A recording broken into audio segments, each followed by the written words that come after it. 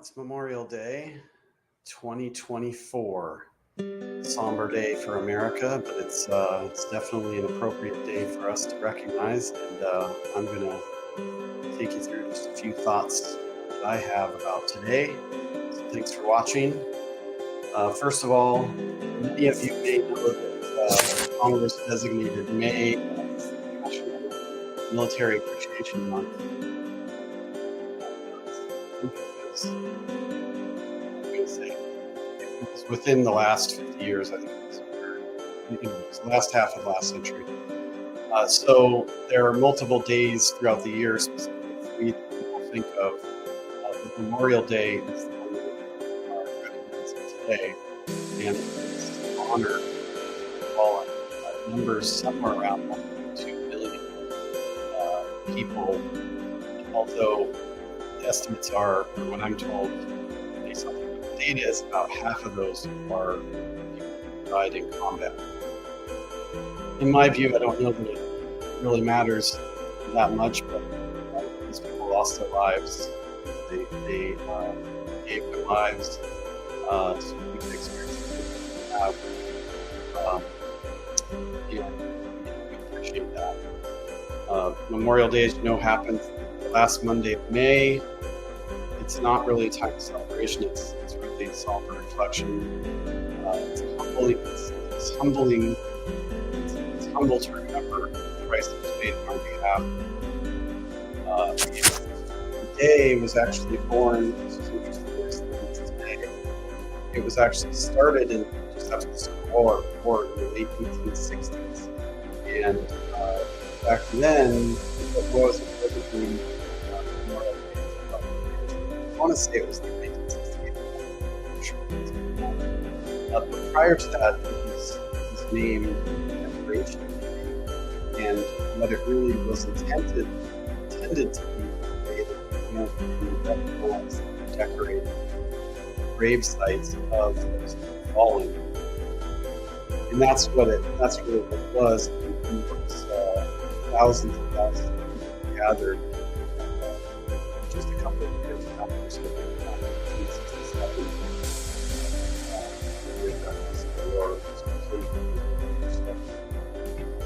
It's a somber day for us, and this is interesting to me because the history of Memorial Day ties so closely to our walk with Christ and to our history as a nation.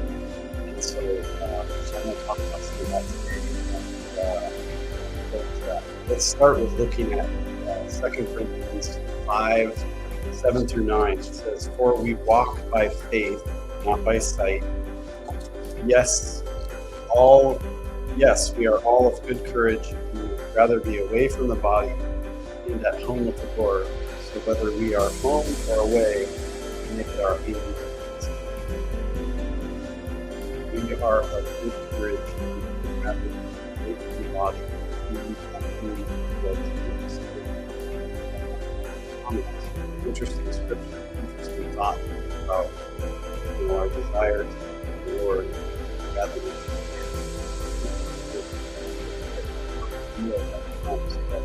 Philippians 1:21 is one of my life verses. It says, in part, it says, to live as Christ and to die as gain. It's interesting terminology, worded. What does it mean to live as Christ? For me, I've always thought that it means, what did Jesus do? It means to suffer and to serve. And so I think that as Christians, we should be expecting that we're going to suffer and we're going to serve. But the end of the verse is quite interesting. It says, "But to die is gain." That means to die is gain. What it means is that God, through Jesus, through our hope, has given us eternal salvation, eternal hope. And so, to live as Christ, serve, and with which is something much more, something to be much more grateful about.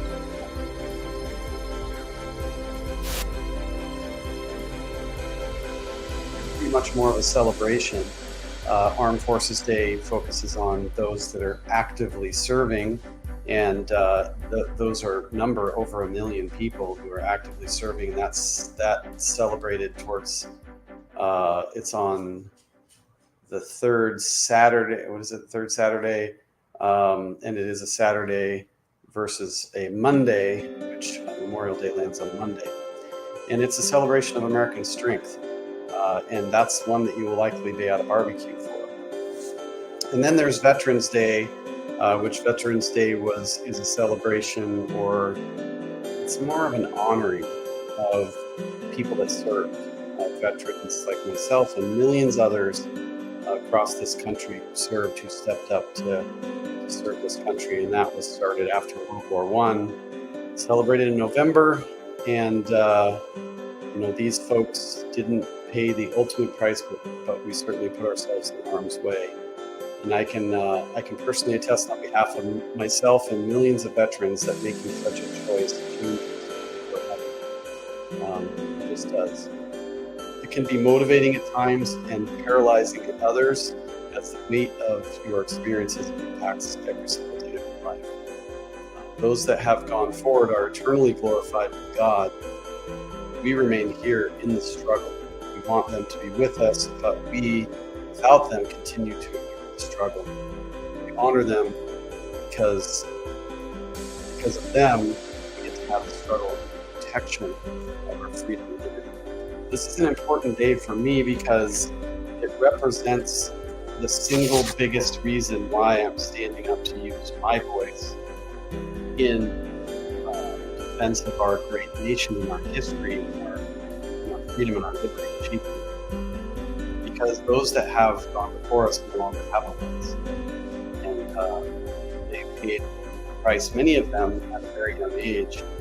They never got to live the long, successful, productive lives filled with the absolute highest of highs, and on some days the lowest of lows. They never got to experience any of that.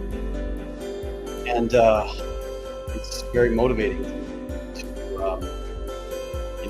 to stand up and to use my voice and to use the experience of the last 5.5 decades that God has had me here to defend this great nation, to see it through, to make sure that our children and grandchildren have the same opportunity for freedom that we have. We'll talk a little bit more about that in the next part. I have a few things that I want to cover for you. We are a nation under God, and God gave us our natural rights. Natural rights is not a common term that we hear in our vernacular, in our culture, but what it is, it's exactly what it is described as. It's our rights that are natural from God. They are naturalized because we are naturalized from God. We came from God. We are of God. We are made by God. And what's interesting about our natural rights is they apply to all men. We just happen to live in a nation where we're blessed to have a constitution that codifies those natural rights in writing and actually makes them law. It's really quite interesting. And it's something that I feel as Americans, if we want to have a greater impact on the rest of the world, we can do a better job of espousing and teaching the idea of natural rights to the rest of the world. Because the pathway that America has been, for the most part, amazing keeping the world in a safe place. But at times, our strength has been used in ways that has not been helpful.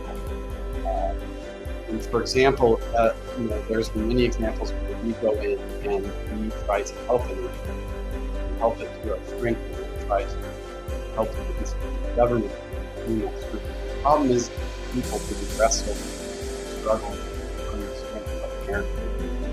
so they don't have a constitution that's based on natural rights like we do. And I think it would be better for us to go to the people. We have a lot of communication tools throughout the world now that we can influence and encourage people throughout the world to understand natural rights. And be able to stand up, to throw off bombs of tyranny in their own country, to institute themselves a constitution. And so that's where the Constitution comes from. you read the Constitution, it's not a tremendous amount of writing.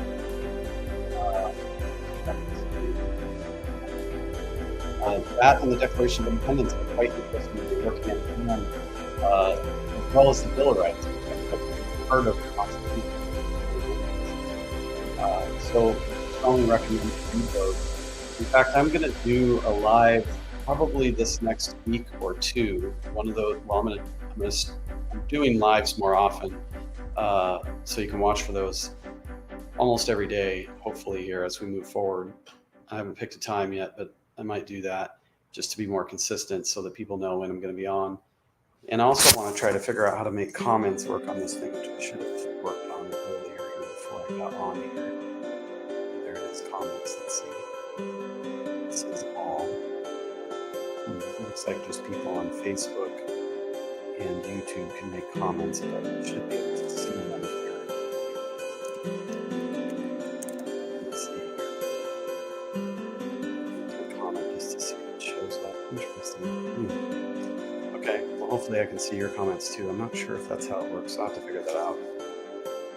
So I'm going to do a live where I'm actually going to take you through the Declaration of Independence. It won't take very long. It's actually a quite pretty quick read.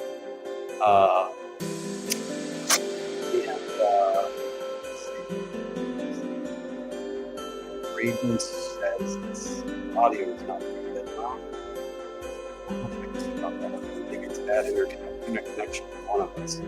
I'm on Elon Musk's Starlink. So hopefully it's working. It says they have good bars. So tell me if it sounds better. Anyway, I'm going to go through the Declaration of Independence. It only takes maybe 5 to 7 minutes to read it. But I'm going to take you through point by point, and I'm going to do some quick commentary on almost every line in the Declaration of Independence, because it's quite interesting, and you will be shocked how much it correlates with what we're experiencing here in America today, in fact, throughout the world. So I'm going to do that. Next thing here, we have the opportunity of freedom. It's not a guarantee. We have the opportunity for freedom. It's very important. We must continue to invest in the fight, or our freedom will be taken from us. Memorial, Veterans, and Armed Forces Days are about honoring our heroes, but there are others that have paid a heavy price, and some the ultimate price. So I think it's important for us to understand that the opportunity for freedom is there, but we have to continue to invest in it, and that investment comes with a price.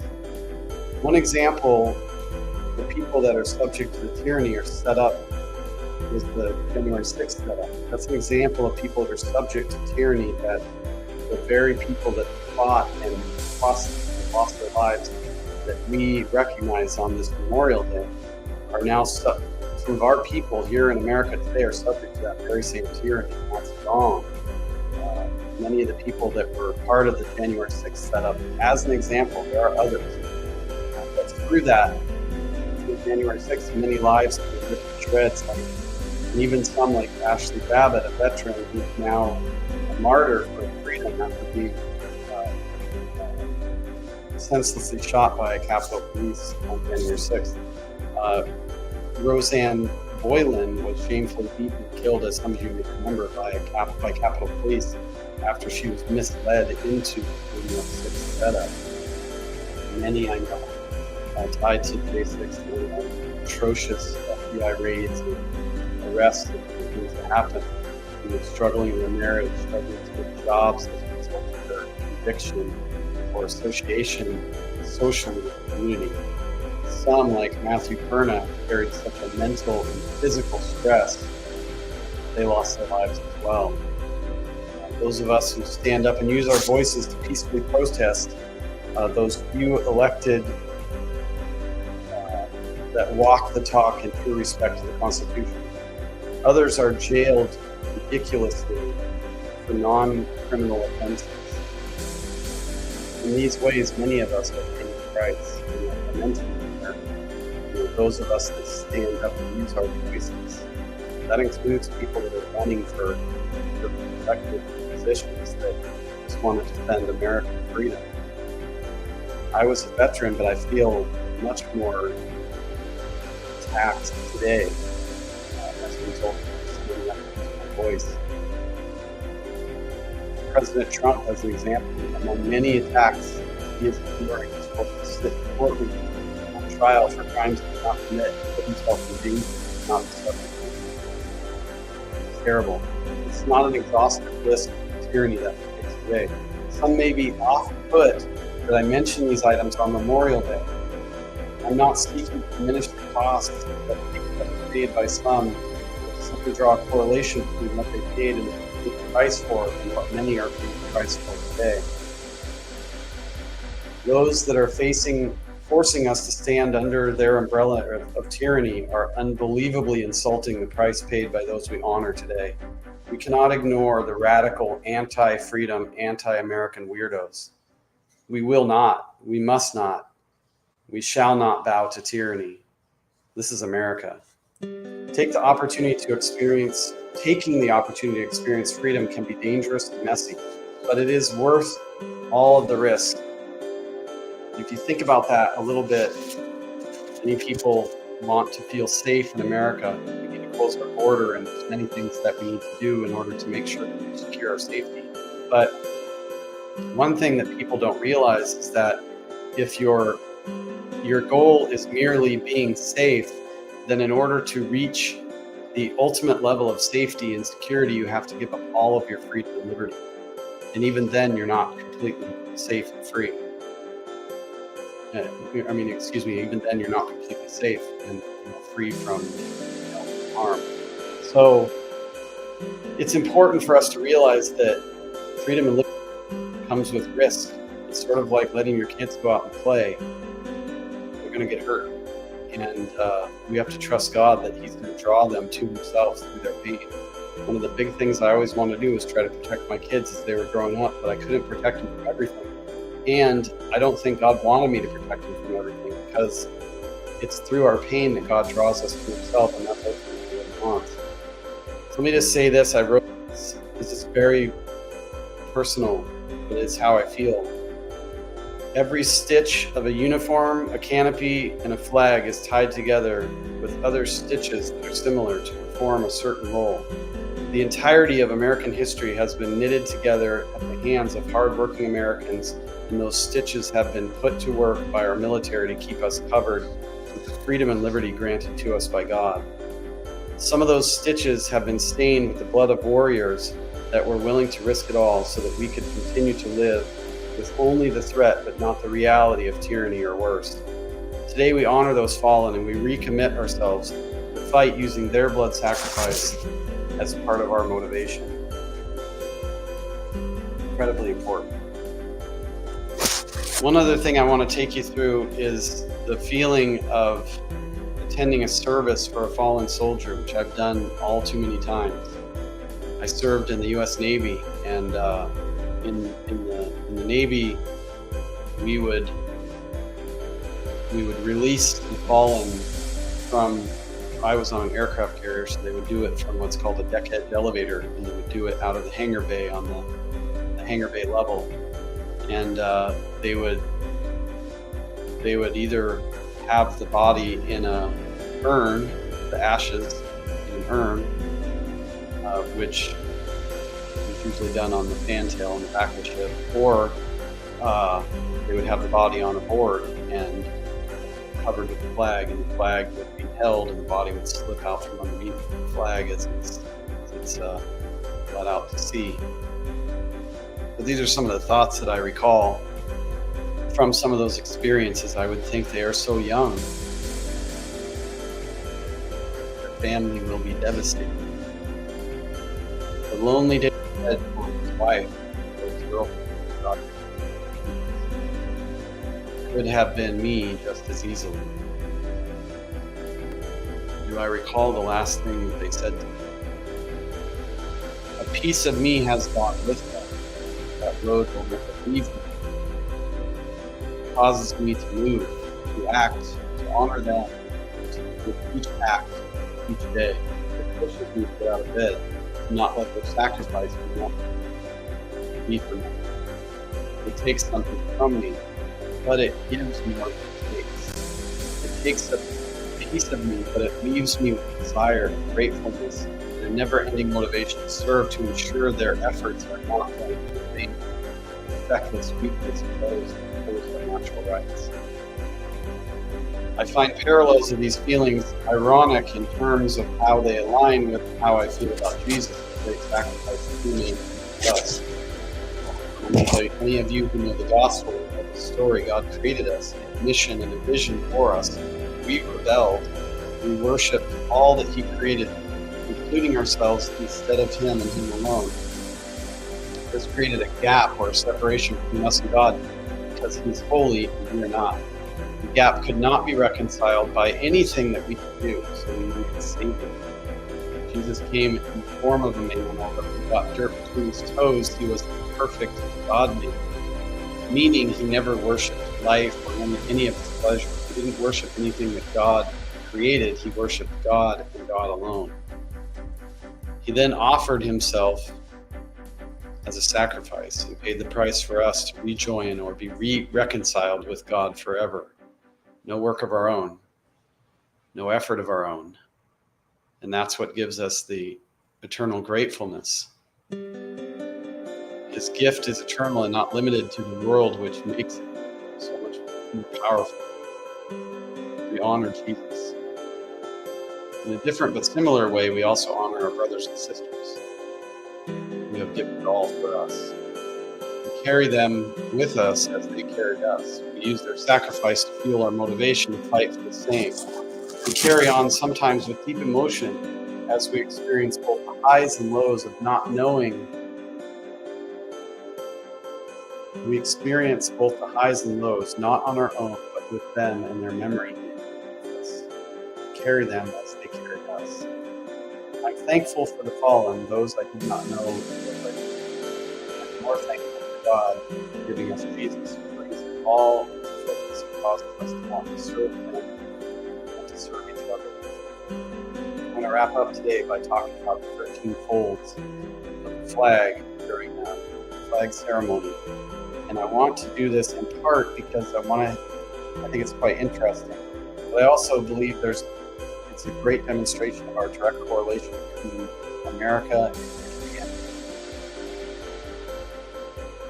Many see the stars representing the states, which in a way they do, but they're actually representing the origin of the veterans who served. It's not directly representing the states. Some of those states didn't have a veteran, for example, who served beyond it. Veterans did serve, and that's what those stars mean.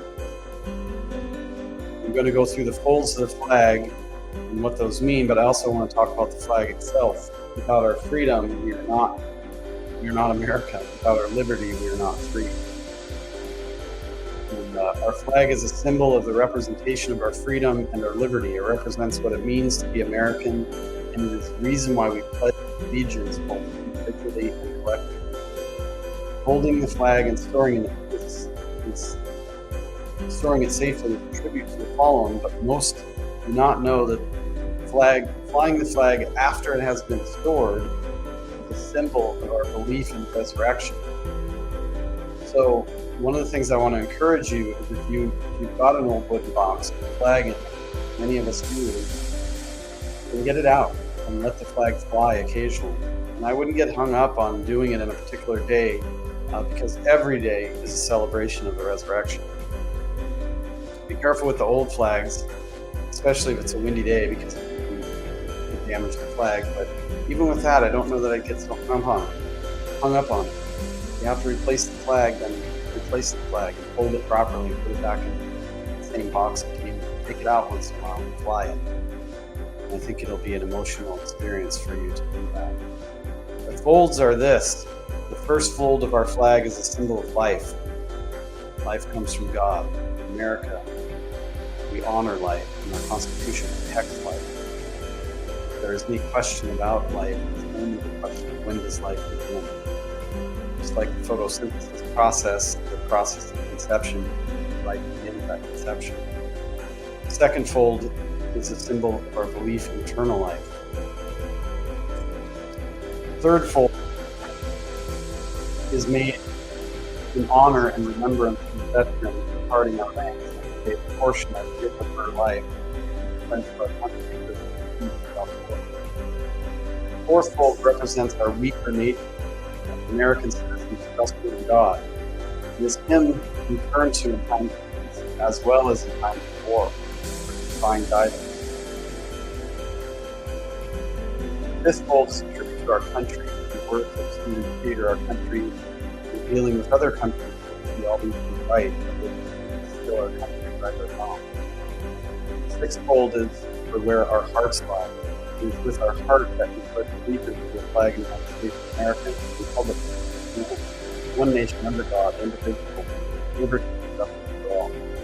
The seventh fold is a tribute to our armed forces. For it is the armed forces that protect our country, our flag, and all enemies found within and without boundaries of our republic. The eighth fold is a tribute to the one who entered into the valley of the shadow of death, that we might see the light of day, to honor our mother, for whom it flies on mother. The ninth fold is a tribute to womanhood, that has been through their faith, love, loyalty, and devotion, that has modeled the character of men and women who have made this country great. The 10th fold is a tribute to Father, who has also given his sons and daughters in the defense of our country since he or she was first born. The 11th fold represents the lower portion of the seal of the King David and King Solomon, and glorifies the God of Abraham, Isaac, and Jacob. The 12th fold represents an emblem of eternity. It glorifies God the Father, the Son, and the Holy Spirit. The 13th and last fold, when the flag is completely folded, the stars are utmost, reminding us of our national motto, "In God we trust."